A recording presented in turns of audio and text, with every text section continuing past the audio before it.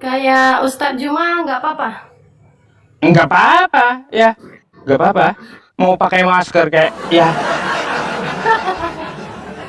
Eh,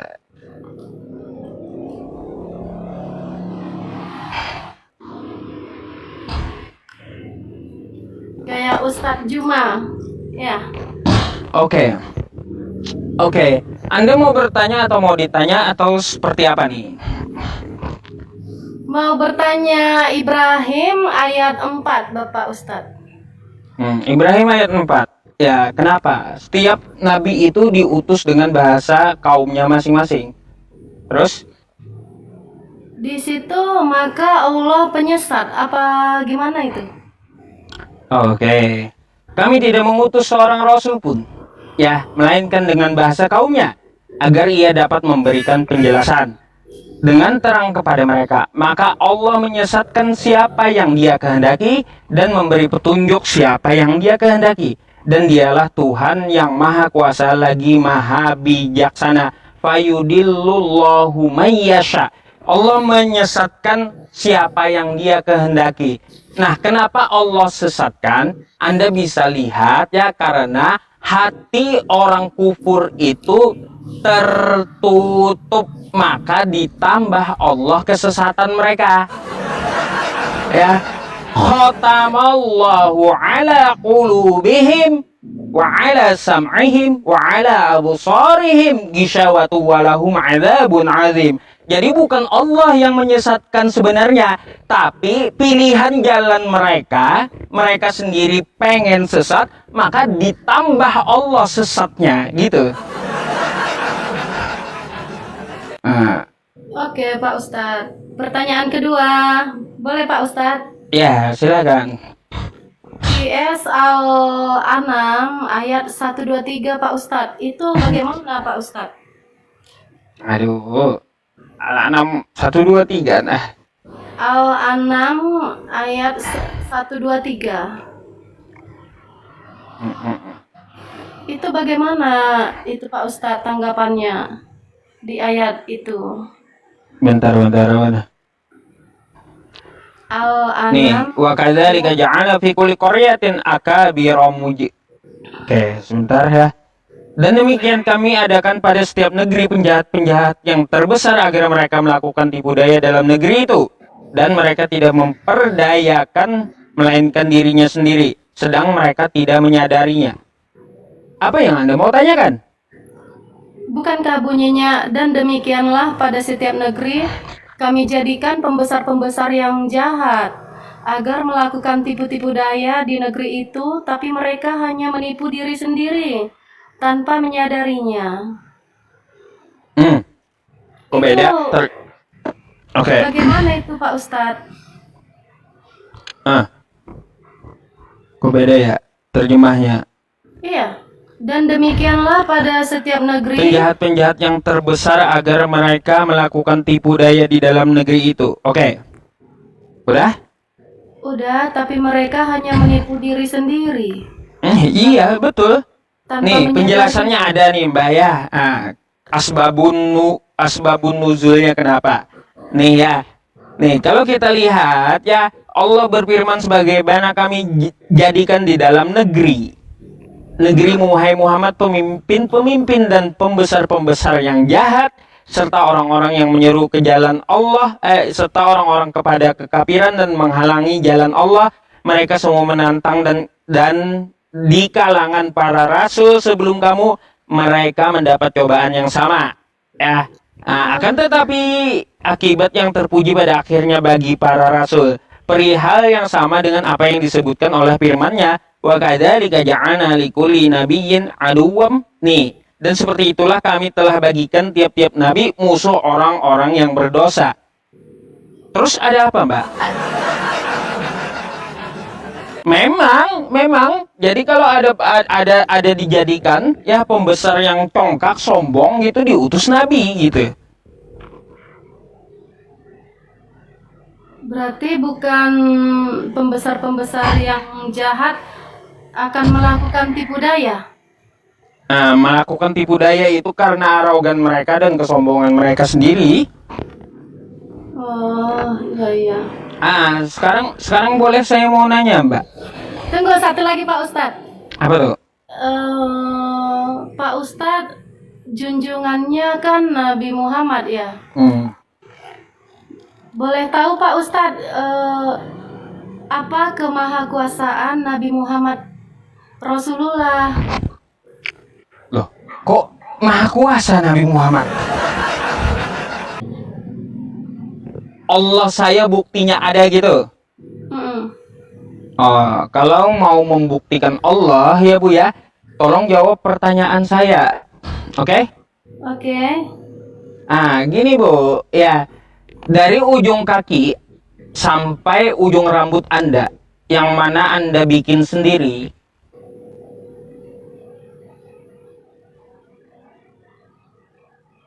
Bikin sendiri? ya, yang mana Anda bikin sendiri? Nggak ada.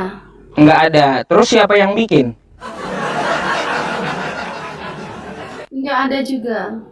Di dalam rahim ibu Anda dibentuk. Waktu Tuhan menciptakan mata Anda, Tuhannya kelihatan nggak? Tidak. Enggak kan? Tidak. Enggak kan?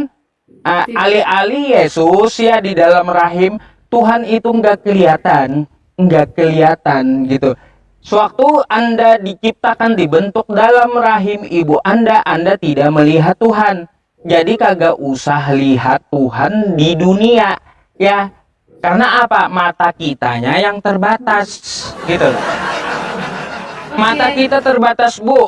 Ini ya, mata ini mau kita lihat mata satunya ya, itu nggak bisa gitu. Oke, Pak gitu. Ustadz. Satu lagi Pak Ustadz. Apa tuh? Gimana caranya orang bersahadat kalau orang itu sedang bisu? Pakai isyarat, bahasa isyarat lah. Bersahadatnya. Gimana itu Pak Ustadz? Kalau ada yang bisa membahasakan pakai bahasa isyarat. Kalau orangnya sedang bisu ya.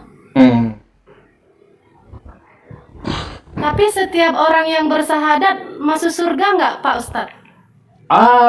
Jadi ya Mbak ya, kalau yang namanya setiap orang bersyahadat masuk surga, bukan cuma dia ucapkan dengan lisan, tapi dia lakukan dengan hati dan dia imani, terus dikerjakan dari perintah yang ada di dalam syahadat itu, maka insya Allah Allah menurunkan rahmatnya untuk masuk surga gitu.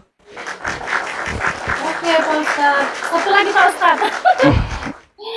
Di dalam junjungan Pak Ustadz, di dalam kita Muslim, Allah menciptakan manusia di masa keberapa Pak Ustadz? Oh, tidak dijelaskan kalau di Muslim.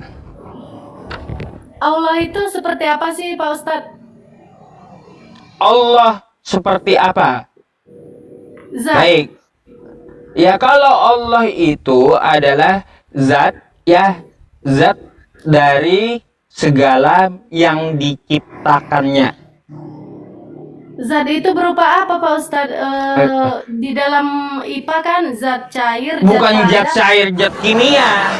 zat cair, zat padat. Bukan zat padat, zat cair, bukan gas, Di dalam- bukan.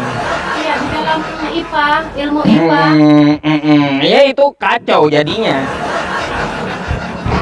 Yang namanya zat itu yang berbeda dengan makhluk, bukan zat kimia, bukan zat padat, zat cair, bukan. Oh, bukan ya?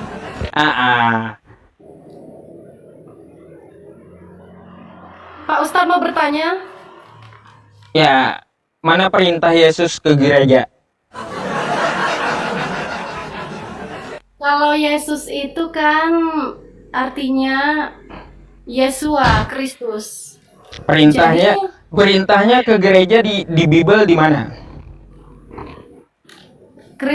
Kristen itu kan Kristus, jadi kita pengikut Kristus. Jadi tidak mungkin Kristus yang mengikuti kita. Iya, yang saya cari perintah Yesus ke gereja mana? Gereja itu artinya kita harus ketahui dulu arti gereja itu apa. Ya iya. Ya. Gereja itu tubuh Kristus.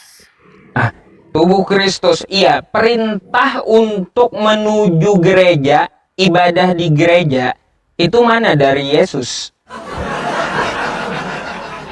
Kalau itu saya kurang paham Pak Ustadz. Pak Ustadz bisa traveling ke rohanian, ke Vatikan, ke Roma, atau ke Yerusalem, Israel gitu? Gini, tidak ada perintah Yesus untuk ke gereja, Mbak. Oh begitu. Mana ada? Anda Kristen kan? Ya, tapi Kristen itu artinya Kristus. Kalaunya tidak ada perintah dari Yesus, kenapa Anda ke gereja? Kenapa?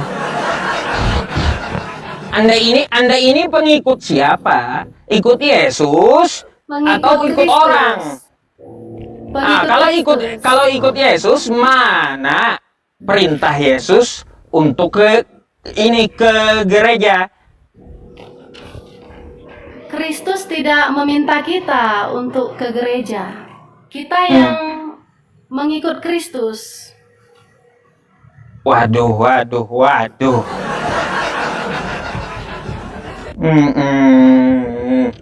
Aduh, tidak meminta. Lalu Yesus itu ada gak perintahin untuk ibadah hari Minggu? Ingat dan kuduskanlah hari Sabat. Hari Minggu bukan Sabat. Ngapain gak nyambung? Bukan Iya, Sabat yang saya tanya Minggu. 6 hari lamanya Iya. Yesus menciptakan langit dan bumi. Jadi di hari ke-6 kita beribadah. Bukan Sabat yang saya tanya, Mbak. Tapi sejak kapan Yesus perintahin hari Minggu untuk ibadah? Tapi sesuai Kejadian 1 ayat 1 sampai 30, Allah menciptakan langit dan bumi.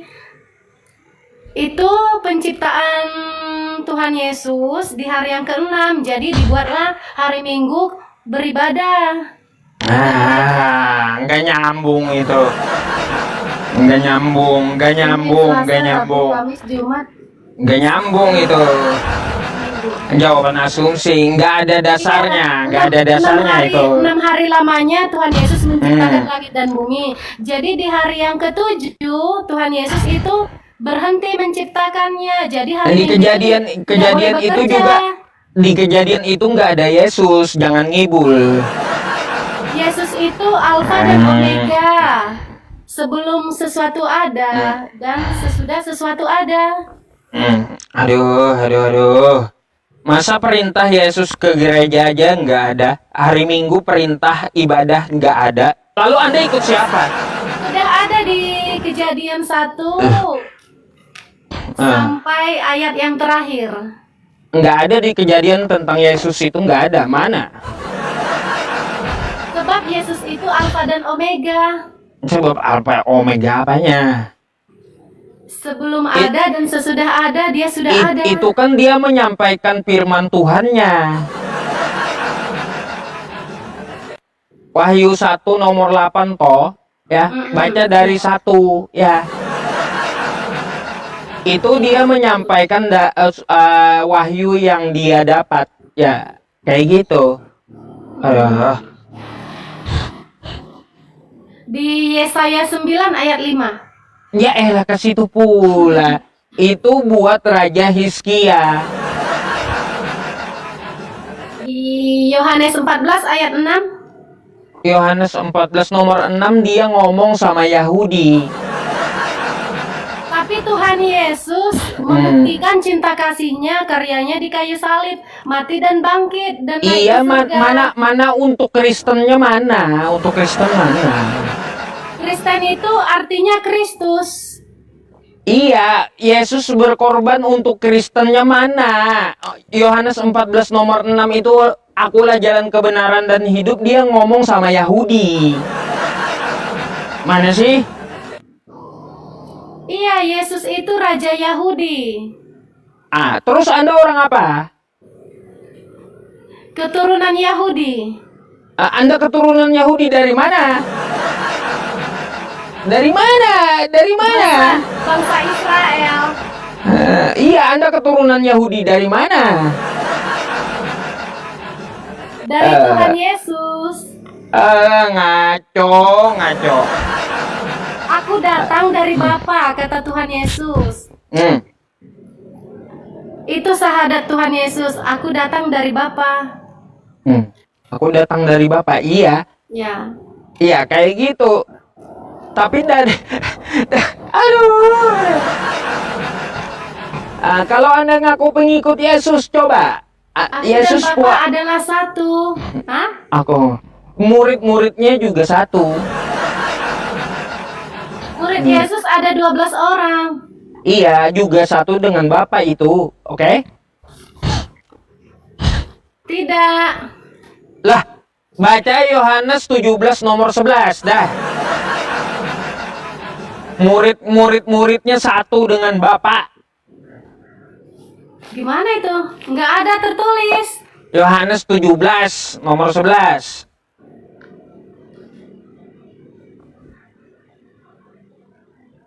Tapi tidak ada tertulis, Pak Ustadz. Ya elah, baca dulu. Kenapa?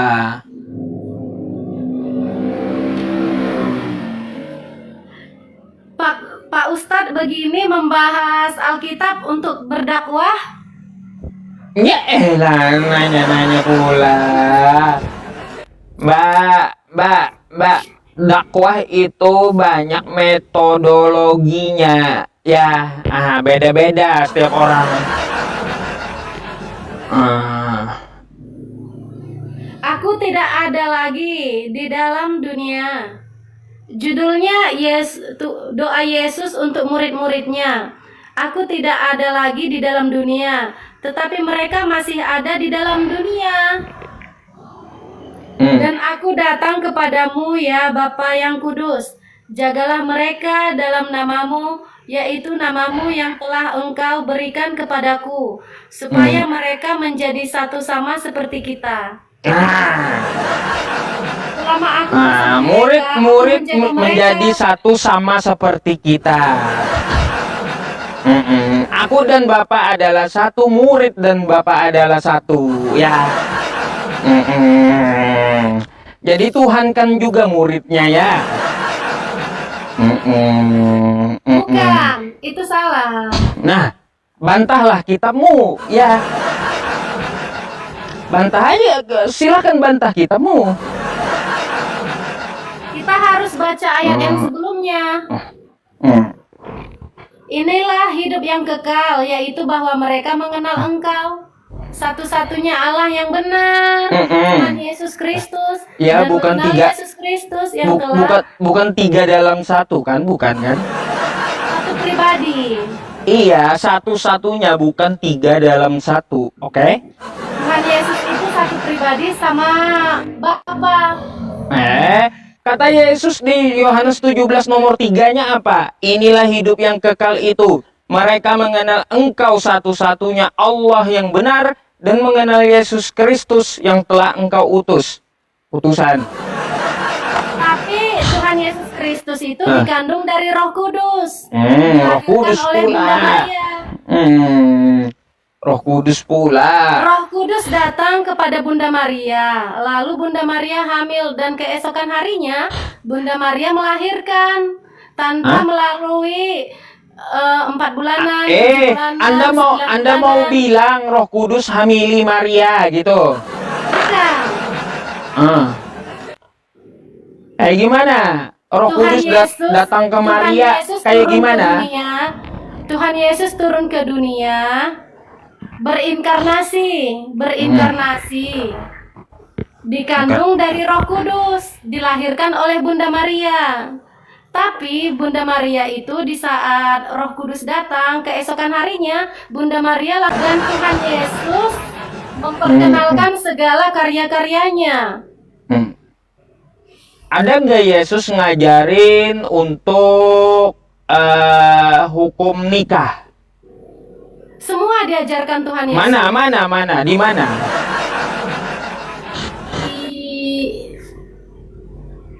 Kalau nggak salah di Matius atau Lukas.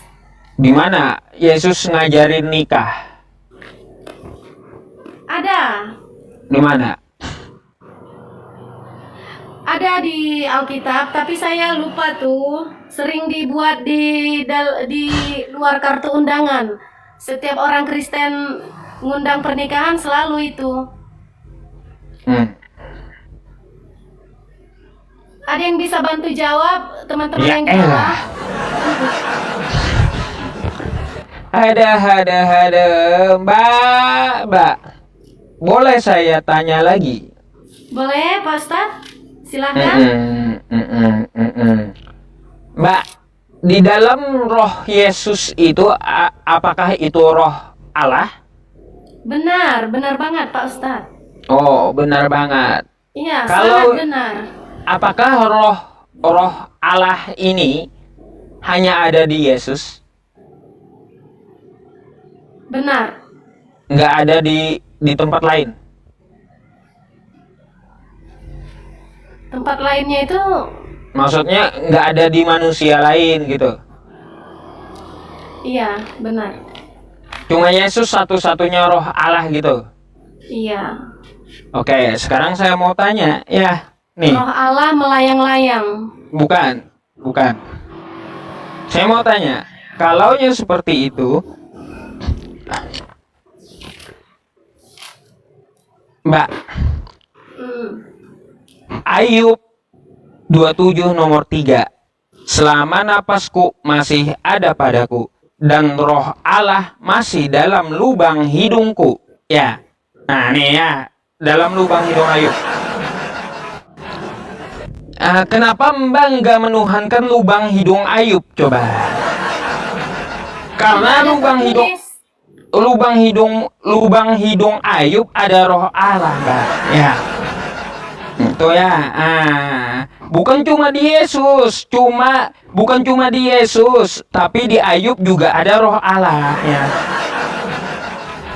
Kenapa Anda tidak menuhankan hidungnya Ayub, lubang hidungnya? Enggak, kenapa? Sebab dia tidak mengorbankan nyawanya di kayu salib dan hidup yang kekal. Tapi kan roh Allah ada dalam hidungnya toh. Hah?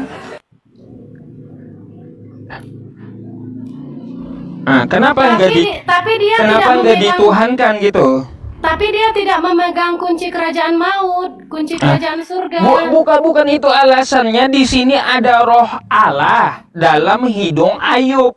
Kenapa Anda tidak menuhankan hidungnya Ayub, lubang hidungnya? Karena tidak ada diajarkan seperti itu. Nah, katanya tadi bila ada roh Allah berarti Tuhan kan, seperti di Yesus. Yesus kan roh Allah. Ternyata roh Allah juga di hidung Ayub. Berarti kalau ada roh Allah di dalam jasad manusia, berarti Tuhan kan gitu. Nah, kalau ada di dalam hidungnya Ayub, berarti ini kenapa kalian gak sembah gitu lubang hidung Ayub? Ayo. Karena Ayub tidak naik ke surga. Bukan alasannya, masalahnya roh Allah itu ada pada Ayub, ada pada Ayub, Mbak. Itu tidak masalah. Ayo. Di situ tidak ada masalah. Ayub tidak banyak kemahakuasaannya. Ayub tidak mempunyai kemahakuasaan. Waduh. Kalau Tuhan Yesus banyak kemahakuasaannya. Kalaunya ke Yesus disembah, kalau Tuhan ke Ayub, Yesus hidung kemahakuasaannya Ayub sangat banyak. nggak mau disembah oleh Kristen. Hidung Ayub nggak mau disembah, teman-teman, nggak mau dia. Ayub tidak dikandung oleh Roh Kudus. Air tidak dikandung oleh Roh Kudus.